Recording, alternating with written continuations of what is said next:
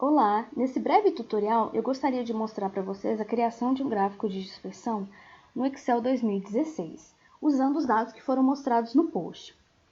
Uma vez que eu faço aqui a seleção dos meus dados, vai surgir esse ícone que é de análise rápida do Excel, em que ele sugere várias opções para trabalharmos com esses dados, inclusive a criação aqui de gráficos, né?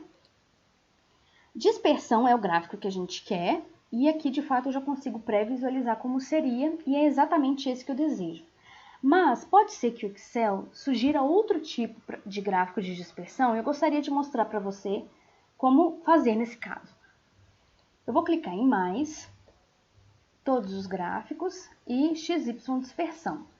Então essas são as duas opções que o Excel ele pode automaticamente sugerir para você. Mas veja, essa primeira opção, o que ele faz? Ele separa os dois grupos de dados, no caso, o IDH e o Índice de Percepção de Corrupção. Mas esse gráfico não é útil porque a gente deseja realmente visualizar se há uma relação entre os dois grupos de dados. Então, para isso, eu preciso selecionar essa outra opção, que é quando o Excel ele vai plotar os dados em pares ordenados, certo? Então, eu seleciono e clico em OK. Eu posso colocar esse gráfico em uma outra planilha, então eu clico com o botão direito do mouse, para que eu consiga visualizar de forma melhor esse gráfico. A partir de agora, tudo aqui será customizável. Então, por exemplo, como que eu faço isso? Eu particularmente gosto de utilizar a ferramenta que é adicionar elemento gráfico, tanto aqui no lado esquerdo superior, como na opção do símbolo de mais aqui.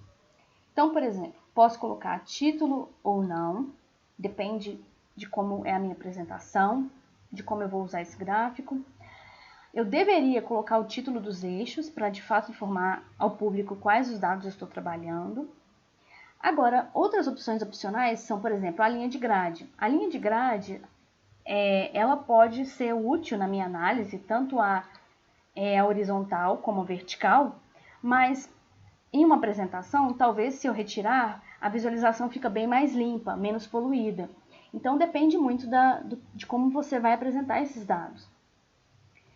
Você também pode acrescentar a linha de tendência, nesse caso a linha de tendência linear, mas há também outras opções, como a linha de tendência exponencial. É só clicar nessa setinha aqui para você selecionar as outras opções. Além disso, cada ponto, cada dado tem valores, no caso, 2 valores. Então, eu posso acrescentar esses valores se eu quiser. Para isso, basta eu colocar aqui rótulos de dados e automaticamente o Excel ele acrescentou os dados referentes ao IDH. Mas eu posso alterar isso. Então, por exemplo, imaginem que eu deseje colocar também o valor do eixo X, que é o Índice de Percepção de Corrupção. Então, eu posso visualizar esses dois dados juntos. Claro que é bem poluído essa visualização, mas só mostrando as opções que há para vocês. Mas, por exemplo, eu posso apenas colocar o nome dos países. Então, eu posso clicar na opção valor a partir das células. E para isso, eu preciso selecionar os meus dados com o nome dos países. Então, eu clico aqui. E automaticamente vai preencher nessa caixinha. Clique em OK. E a partir de agora ele vai apresentar para mim qual o nome, qual país cada pontinho representa. Outra coisa também que é importante analisar é no eixo a escala que estamos usando.